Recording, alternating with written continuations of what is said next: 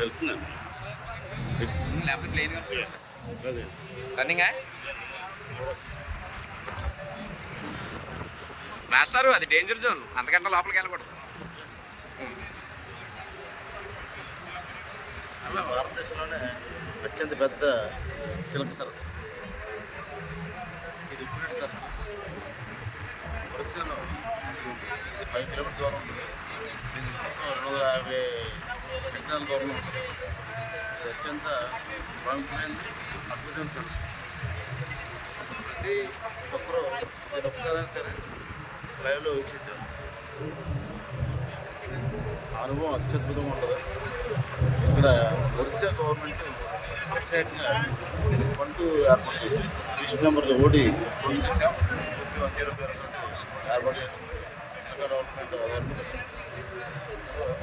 ఇది అత్యద్భుతమైనటువంటి జాతి. జీవితంలో ఎప్పుడు కూడా ఒకసారి